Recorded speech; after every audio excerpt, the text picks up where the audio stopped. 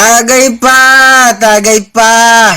Isang kaon pa tayong alak dyan mga pare. Masyado pang maaga. Paring Kaloy, dalawa lang yan. Tatamaan ka ng alak na yan o tatamaan ka ng anak mo? Tama si paring Undoy. Tumawag na rin si Mrs. Umuwi na raw ako at magpakulo ng luya. Masakit raw ang lalamunan niya at masama raw ang pakiramdam niya eh. Pambihira naman paring Berto oh. Nagpapalambing lang yan si Mrs. Naku pare, bihira dumain yung sakit ng katawan si Mrs. Lasot ko na to at uuwi na ako. Bukas na lang natin pag-usapan yung plano mong poultry pare ha. Buhay nga naman oh. Kapag limitado ang pasada, walang problema kahit mag-inom tayo gabi-gabi. Dahil hindi naman natin kailangan gumising na maaga eh. 5 araw straight na tayong ganito mga pare ah. Mas natatakot na ako sa atay ko kaysa sa COVID. Paring Undoy, mabuti ka nga at may naipapasada ka kahit paano. Magtalang ako. Mula nang malugi ang huling negosyo dahil sa COVID. Nako! Umuwi na tayo at baka kung saan pa mapunta ang usapang ito. Sige na. Sabihin mo kay Tonyo bukas, hindi na siya pwedeng mawala ha. Parang tinataguan tayo eh. Ilang establishmento nagtigil operasyon. Mga manggagawa inaasahan ng bakasyon. Mga jeep ay nagtigil pasada, walang transportasyon. Bubuhay sa ayuda at sa kakonting donasyon. Ako si Kaloy. Ito ang aking kwentong pandemya.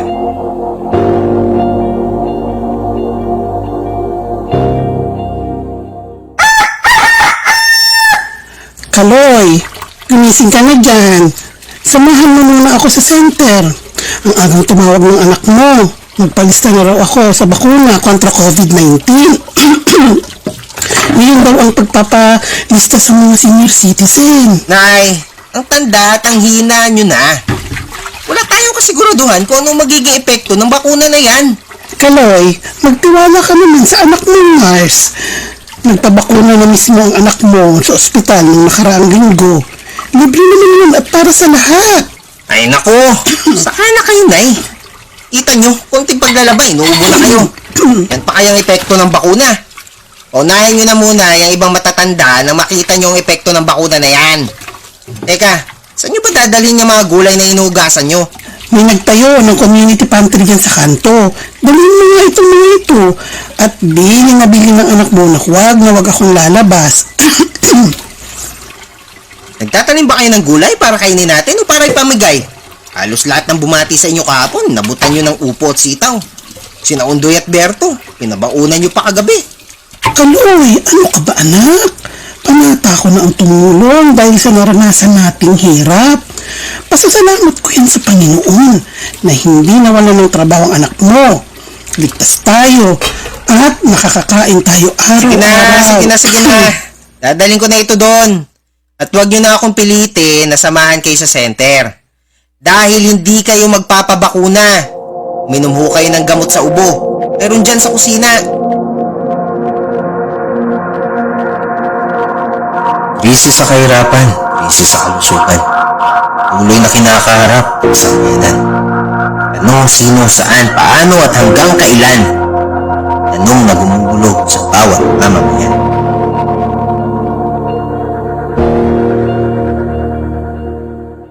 Kaloy, ito ang telepono. Kausapin mo anak mo. Tay, bakit naman hindi niyo sinamahan ng inay sa center? Noong nakaraang linggo ko pa sinabi sa inyo na ipalista niyo siya sakaling babakunahan kontra COVID-19 ng lahat ng mga senior citizen. Alam niyo naman ho Ay, na... naku, Melissa, kung tumawag ka lang para pagalitan ako dyan sa bakuna na yan, paulit-ulit kong sasabihin sa'yo na mahina na ang katawan ng lola mo at hindi niya kakayanin ang epekto ng bakuna Tay, na yan. ako mismo ay nakakuha na ng unang turok ng bakuna ko sa ospital. Pagkatapos ng 28 araw, makukuha ko na ikalawang turok at makakamit ko na ang proteksyon kontra COVID-19. Teka, inuubo mo bang inay? Kailan pa yan? At bakit inuubo ang inay gayong hindi naman siya lumalabas? Huwag niyo sabihin gabi-gabi na naman ang inuman dyan sa bahay. Tay naman! Pinalalahanin dito, anak. Ikaw ang mag-ingat dyan sa trabaho mo sa ospital. Diyan lang naman sa inyo uso ang COVID eh. Tay, hindi ho biro ang COVID. Makinig naman ho kayo sa akin. Anak, salamat nga pala sa binigay mong pangpuhunan. Nag-usap kami ni Berto kagabi. Sa kanya ako bibili na 50 siso. Kagabi? Bali nag-inuman na naman nga ho kayo. Tay, doble ingat naman ho tayo. Kaya nga ho ko bumukod ng bahay para hindi ko kayo mahawaan ng inay kung sakaling may masagap akong virus dito sa ospital. Huwag ka nga masyadong praning anak. Maayos kami dito ng lola mo. Basta makinig ho kayo sa akin, Tay. May duty pa ho ako. Ipalista niyo na hong inay sa center para mabakunahan kontra COVID-19. At agapan niyo na rin ho ng gamot ang ubo ng inay. Mamaya na lang ulit ako tatawag. Ay, naku nay. Manang-mana sa iyo ang apo nyo. Kaloy, nagpapaalala lang naman ang anak mo. Paulit-ulit na lang ho tayo, nay. Ilang araw ko na nakakainuman niya mga yan. Ito na nga lang ang libangan namin. Kaloy, wala rin namang sigurong masama kung makikinig tayo. Nanonood ako ng mga balita at marami na rin talagang senior citizen ang nagpabakuna. Ligtas iyon at epektibo, Kaloy. Sayang naman ang proteksyon na makukuha kung sakali. Bahala ka, walang maglalaba para sa iyo pag namatay ako. Marami ang takot sa kalabang hindi nakikita. Kailan ba matatapos itong pandemya?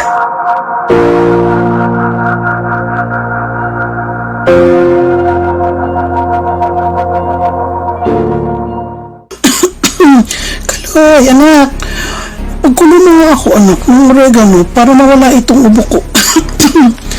Ngayon ako maglalambing at sa'yo, anak. Masama talaga ang pakiramdam ko. Saglit lang, nay. Itinatawagan lang ho ako. Ay, nasa na ba yung dalawang yun? Mukhang hindi ako sisiputin ngayong gabi ah. Hoy, pare! Mabuti naman dumating ka. Asa si Berto? Paring Kaloy, masamang balita. Nagpositibo daw sa COVID-19 si paring Berto at ang misis niya. Sa ospital silang dalawa ngayon. Tiyak na quarantine tayo ng 14 na araw, pare. Lalo tayong walang buhay nito. Hindi ako makakapasada. Hindi rin makakatanggap ng labada si misis. Pare, mukhang matindi ang ubo ni Aling Virgie ah. Palagi ko'y kailangan malaman ito ng BHW. Lalo na't nagpositibo si paring Berto. Hindi ka ba nag-aalala? Pare, mukhang natuyuan lang ng pawis ng inay. Normal sa kanya yan kapag naglalaba. Minom na rin siya ng gamot at nagpakulo ng oregano. Pare, mukhang hindi na normal yan. Pare, kung ako sa'yo, babalitaan ko ang anak mo tungkol kina paring Berto. Hindi biro ang COVID, pare. Kahit ako, natatakot ako para sa pamilya ko. Ang mga nakasanayang kwentuhan at tawanan. Nagmiskulang ugong dahil sa kawalan. Ang dating nakakaringgi dahil sa kaingayan. Ngayon tila nakakabingi ang ating katahimikan.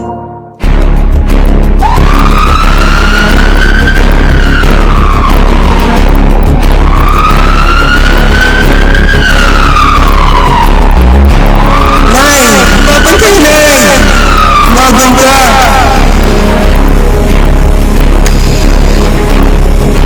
Nay! Nay, lumaban ka! Nay, lumaban ka!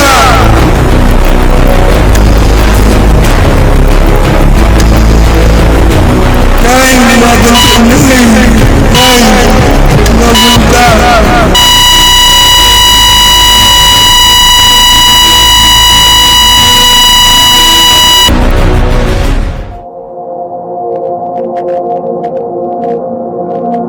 Ang araw ay lulubog sa dapit hapon.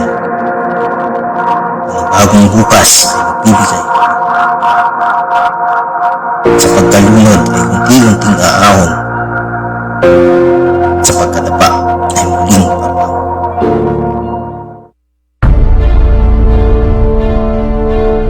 Anak, kamusta ka na? Araw-araw kong pinagdarasal na nasa mabuti kang kalagayan. Wala nga dapat sisihin sa nangyari sa lola mo. Ako lang, sana mapatawad niyo ako. Paulit-ulit ko lang sinabi sa inyo na hindi biro ang COVID. Patanda at mahina ng inay kaya hindi ako magtataka kung hindi niya kinaya ang virus. Hindi ako nagkulang sa pagpapaalala sa inyo na mag-ingat pero hindi kayo nakinig. Kinakailangan ba bang mawala ng inay para seryosohin niyo ang pandemya ito?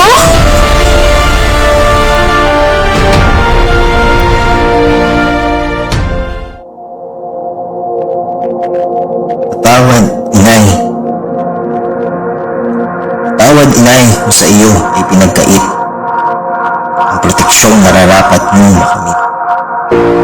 Bukas ang damdamin kahit pumikit. Pulos ng hangin hindi mapawi ang pait.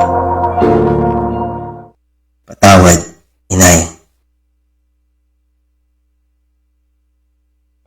Lolo, Lola, isang taon na tayong nahiwalay dahil sa quarantine. Miss na po namin kayo. At ang inyong masasarap na luto at pag-aalaga. May bakuna na raw po sa COVID-19. Kunin niyo po Kapag nabakunahan na ang lahat, makakapiling na muli namin kayo. Kung ikaw ay edad 60 pataas o may iba pang karamdaman, magparehistro na para sa Resbakuna kontra COVID-19. Resbakuna na! At may kasangga na ang ilang bida ng ating bayan. And I feel good. It's a big boost for us. I feel relieved. Tagal nating inantay to, so why hesitate now? I feel very happy that we can finally start to put an end to this pandemic. Resbakuna, kasangga ng bida. Sama-sama tayo sa Bida Vaccination.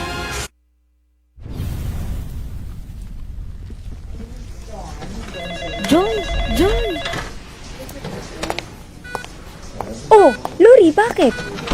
Aalis na ako. Ngayon pa lang ako makakauwi ng bahay. Biskunaan ako.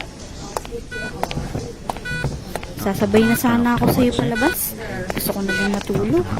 Grabe ngayon, no? Punong-puno lahat ng ward. Sobrang daming pasyente. Pakiramdam ko, bibigay ng katawan ko sa pagod at puyat. Idagdag mo pa tong bigat ng PPE. Ay. O siya, sige. Dito na lang ako. Ingat ka. Hoy, Joy! Ano ba naman itong nababalitaan namin na sobrang dami daw sa ospital na pinagtatrabahuhan mo gawa niyang COVID-19? Aba, trangkaso lang naman yan. Pinapalala niyo lang ang tawag. Naku, gobyerno nga naman. Oo nga naman, Joy. Pinipirahan niyo lang ang mga tao. Tingnan mo itong si Berting na asawa ko. Dahil dyan sa COVID, nagsara ang restaurant na pinagtatrabahuhan. Paano na kami ngayon na ba?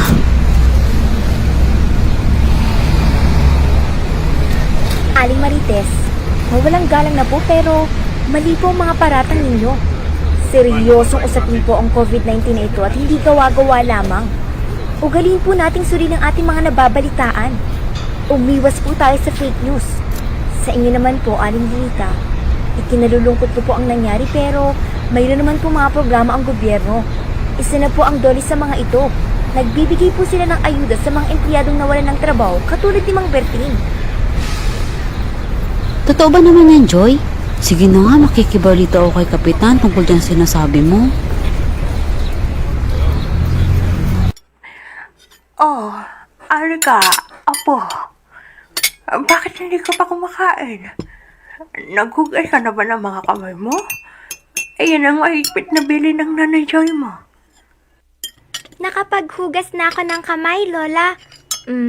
Lola, pwede ko po bang intayin si Nanay? Namimiss ko na kasi si Nanay. Simula nang magka-COVID, hindi ko na siya nakakasama sa pag-aral at paglalaro. Hayaan mo. Sasamahan kita magbasa mamaya para matuwa ang Nanay Joy mo. Kailangan kasi sa trabaho bilang nurse ang nanay apo.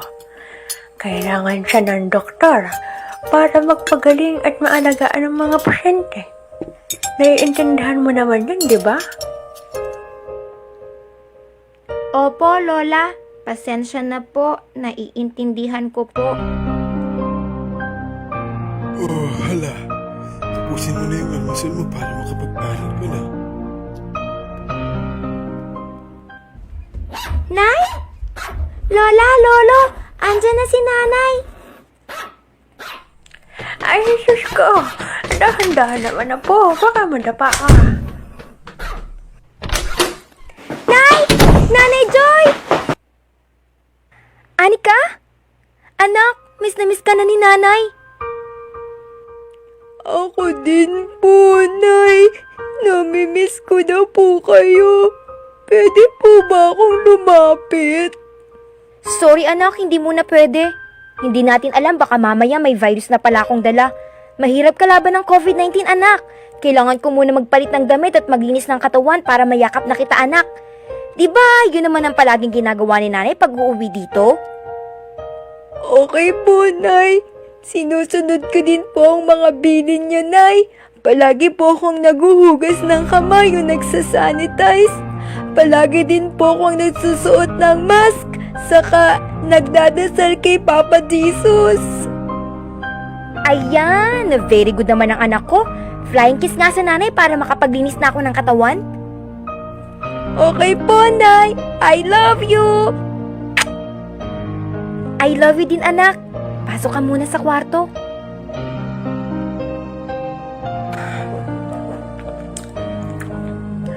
Joy, anak. Kamusta ka na? Palagi ka mag-iingat dun, ha? Baka naman hindi mo na naaasikaso at naaalagaan ang sarili mo. Ayos lang po ko, Nay. Salamat po sa pag-aalaga ninyo ni tatay kay Anika. Walang problema iyon. Napakalambing na bata ni Anika. Kaya wilig-wili ang tatay lito mo. Salamat po, Tay. Mag-iingat po kayo. Lalo na at senyor na kayong pareho. Hanggat maaari huwag nang lumabas ng bahay. Lagi niyo pong sundin ang mga public health standard na sinasabi ko sa inyo. Kayo po ba'y nabakunahan na? Nabagit ko po sa inyo nung nakaraang linggo. Oo, anak. Nabakunahan na kami ng nanay mo. Kamusta naman po ang pakiramdam niyo? Aba, ay ayos lang naman, anak. Kami ay natutuwa ng tatay mo. Kasi may protection na kami laban sa COVID-19. Itong mga tiya at tiyo mo ay hinihikayat ko na din na magpabakuna. Talaga po, Nay?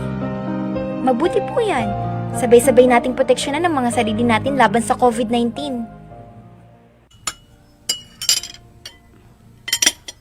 Oh, Joy, andiyan ka na pala. Sabay na tayo. Sige, Lori. Ay. Alam mo, Joy, parang hindi na nababagay sa'yo yung pangalan mo. Itong mga huling araw, parang lagi ka nalang malungkot ah. Nakakalungkot naman kasi ang nangyayari ngayon, Lori. Marami sa mga taong namamatay dahil sa virus. Marami ding mga taong hindi naniniwala sa COVID-19 at patuloy na nagkakalat ng fake news. Sabagay. May punto ka nga naman. Kaya nga dapat nating ipaliwanag sa mga taong health protocols para naman maiwasan ang paglaganap ng virus na ito. Joy, kaya natin to. Magtiwala ka lang.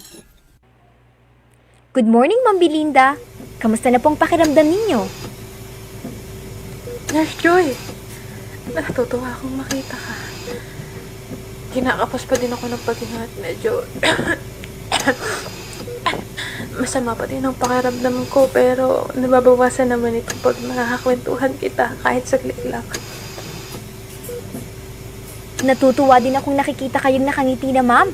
Hayaan nyo, basta magpalakas lang kayo, makakalabas na din kayo dito. Sana nga, Nurse Joy. Gustong gusto ko na makauwi at makasama ang asawa ko.